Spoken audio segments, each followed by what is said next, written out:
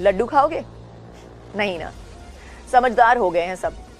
लेकिन इस दुनिया में ऐसे और भी कई शैतान हैं, ऐसे कई दैत्य हैं जिनसे हमें बच के रहना चाहिए। आज मैं काजोल और आपका favourite horror story teller Divya AKA खूनी मंडे आपके लिए एक ऐसे ही दैत्यों की कहानी लेकर आए हैं जिसे चुनौती दी है एक माँ ने। तो इस बात पर जल्दी से इस वीडियो को लाइक, शेयर और सब्सक्राइब करो फॉर खूनी मंडे। और हाँ, मेरी नई फिल्म माँ देखिए 27 जून से। तो इस माँ को भी थिएटर्स में जाकर अपना साथ देना ताकि मिलकर हम इस दैत्य को हरा पाएं।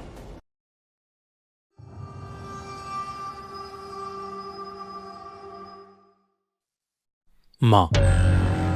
देर रात हो रही थी। मध्य प्रदेश और तेलंगाना के बीच के हाईवे पर एक सुनसान जंगल वाली सड़क से एक पुरानी कार गुजर रही थी। 35 साल की मानवी गाड़ी चला रही थी और पीछे की सीट पर उसका 5 साल का बेटा आरुष सो रहा था और उसकी 10 साल की बेटी रिया खामोशी से खिड़की के बाहर अंधेरा ताक रही थी। मानवी के हस्बैंड की कुछ साल पहले ही मौत हो गई थी और वो अपने बच्चों के साथ मध्य प्रदेश से तेलंगाना के अपने होम टाउन जा रही थी, क्योंकि वो अब अपने छोटे से घर में एक शांत जिंदगी बिताना चाहती थी। उस जंगल वाली सड़क में एक अजीब सी ठंडक थी और उससे भी अजीब सन्नाटा। दूर दूर तक कोई भी कार नहीं थी। थोड़ी देर बाद मानवी के सर में तेज दर्द उठा। उसने पहले सोचा कि थकान है, लेकिन दर्द धीरे धीरे बढ़ता गया। तभी रिया ने अपनी पीठ पकड़ी और वो जोर से चिल्लाने लगी। इतने में आरुष भी उठकर रोने लगा और कहने लगा कि कोई उसका पैर पकड़ रहा है। मानवी ने जोर से कार की ब्रेक्स लगाई। कार झटके से रुकी। हर तरफ अंधेरा था। मानवी ने पलट कर देखा तो उसके बच्चों के पैर और शरीर किसी चीज से जकड़े हुए थे, जैसे पेड़ की टहनियों ने उसके बच्चों को कैद कर रखा हो। मानवी को कुछ समझ नहीं आ रहा था और इससे पहले कि वो कुछ कर पाती, उसकी कार के शीशे टूट गए और वो टहनियां उसके बच्चों को जकड़कर जंगल के अंदर ले गईं। मानवी जल्दी से दरवाजा खोलकर अपने बच्चों की जान बचाने के लिए जंगल की ओर दौड़ी। हवा में एक अजीब सी बदबू थी, जैसे हर जगह सड़ा हुआ मांस हो। सभी पेड़ जोर से हिलने लगे, जैसे कोई तूफान आने वाला हो। जंगल के अंदर से एक अलग ही डरावनी आवाज आ रही थी, जैसे कोई बहुत भयानक राक्षस उसके अंदर से गुर्रा रहा हो। मानवी जंगल के अंदर घुसती जा रही थी और अपने बच्चों को पुकारती जा रही थी, लेकिन उसे वो कहीं नहीं दिख रहे थे। अचानक एक पेड़ की टहनी सीधा आकर उसके सर पर लगी और वो बेहोश होकर नीचे गिर पड़ी। जब उसकी आंख खुली तो एक बूढ़ी सी औरत उसके पास खड़ी थी। उसके हाथ में एक मशाल थी। मानवी बहुत बुरी तरह से जख्मी थी।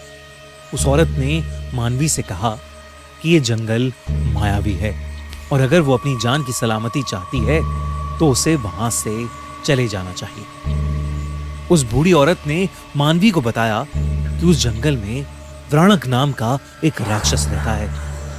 वो एक भयानक खूंखार दैत्य है जो भूत माता काली का बेटा है। भूत माता काली देवी पार्वती का एक प्रचंड रूप है, जिन्होंने सब जीव जंतु भूत प्रेतों को जन्म दिया था। पर उनका बेटा व्राणक बहुत ज्यादा दुष्ट था, जिस वजह से भूत माता ने उसे कभी अपना प्यार नहीं दिया। लेकिन वो फिर भी नहीं रुका और तब भूत माता ने उसे इस जंगल में ही हमेशा हमेशा के लिए बंद रहने का श्राप दे दिया और व्राणक जंगल के एक बड़े से पेड़ में ही कैद हो गया। व्राणक ने तब से हर मां से बदला लेने की कसम खा ली।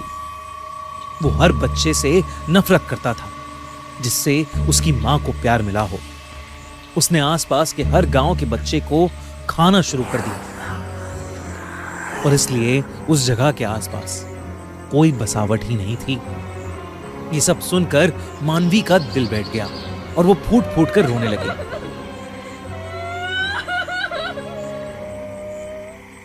उस बूढ़ी औरत ने मानवी को कहा कि अब तक व्राणक उसके बच्चे निगल चुका होगा और इसलिए उसे अपनी सलामती के लिए वहां से चले जाना चाहिए।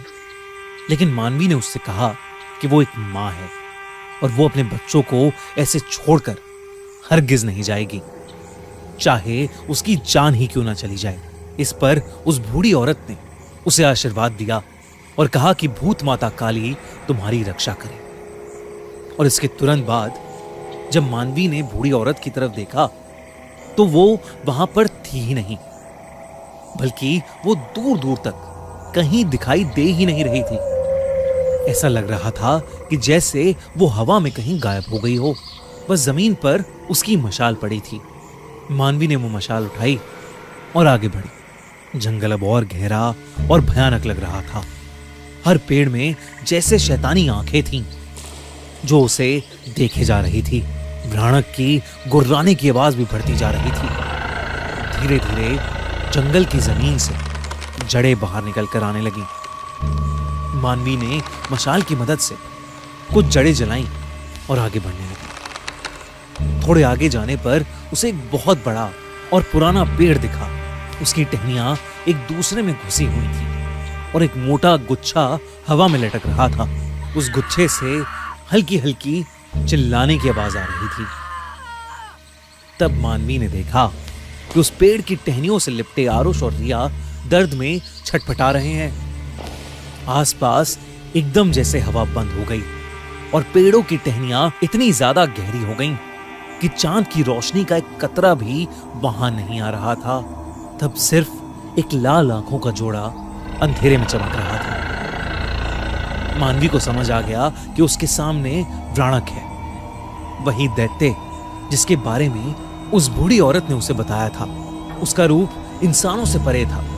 उसका शरीर पेड़ की लकड़ी से बना हुआ था और उसके मुंह से लाल लाल टपक रही थी। वो मानवी के सामने ही उसके बच्चों को खाने वाला था। मानवी आगे बढ़ी, लेकिन व्राणक ने पेड़ की टहनियों से उसे भी जकड़ लिया और हवा में उठा लिया। उसके हाथ से वो मशाल छूट गई। जकड़ और टाइट होने लगी और मानवी अपना दम खोने लगी। उसकी बंद होती आंखें सिर्फ अपने बच्चों को देख रही थीं, जिसे व्राणक हंसता हुआ बस निगलने ही वाला था। तभी उसे व्राणक के पीछे वो बूढ़ी औरत वापस दिखी। आसमान में जोर की एक बिजली कड़की और वो औरत एकदम से एक भयानक देवी में बदल गई। व्राणक उस देवी को देखकर बहुत ज्यादा गुस्से में आ गया और उस जंगल में एक जोर का तूफान शुरू हो गया। एक एक करके पेड़ गिरने लगे। मानवी की आंखें बंद होने वाली थी। उसने रोते हुए एक आखिरी बार अपने बच्चों का नाम पुकारा और उसकी आंखें बंद हो गई। उसकी चीख एक मां की चीख थी। लेकिन उसके ठीक बाद मानवी की आंखें फिर से खुली। इस बार उसकी आंखें लाल थीं और मानवी में एक अजीब सी ताकत आ गई थी, जैसे स्वयं देवी उसके अंदर आ गई हों। उसने एक और गुहार लगाई और पेड़ की सारी टहनियां टूट गईं और वो आजाद हो गई। उसने नीचे पड़ी मशाल को उठाया और व्राणक जिस पेड़ से बंधा था उस पेड़ की जड़ों में आग लगा दी। व्राणक ने पीछे हटने की कोशिश की, लेकिन बहुत देर हो चुकी थी। अचानक वो टहनियों का गुच्छा खुल पड़ा और आरुष और रिया जमीन पर नीचे गिर पड़े। देखते ही देखते व्राणक की दर्द में चीखें सुनाई देने लगी और कुछ ही देर में वो पेड़ जल के राख हो गया। साथ ही व्राणक का अंत हो गया। मानवी को अचानक से चक्कर आए और वो नीचे गिर पड़ी। उसके सामने भूत माता काली देवी प्रकट हुई और मानवी के सर पर अपना हाथ रख के उगते सूरज की रोशनी में समा गई। मानवी और उसके बच्चों के शरीर पर लगी चोटें कुछ ही पलों में अपने आप गायब हो गईं। उसके बच्चे होश में आए तो उन्हें कुछ भी याद नहीं था। मानवी ने अपने बच्चों को उठाया और जंगल से बाहर निकल गई। अब पूरी तरह से सुबह हो गई थी। पेड़ चुप थे और जमीन ठंडी हो गई थी। उस रात एक मां ने अपने बच्चों को मौत के मुंह से निकाला था और इस दुनिया को एक बार फिर बताया था कि इस दुनिया में सबसे शक्तिशाली कोई है तो वो एक मां है। खूनी मंडे की ये कहानी अगर आपको अच्छी लगी तो मेरी मूवी मां भी आपको बहुत अच्छी लगेगी। जाकर थिएटर्स में जरूर देखना। जल्दी से इस वीडियो को लाइक, शेयर और सब्सक्राइब करो फॉर खूनी मंडे।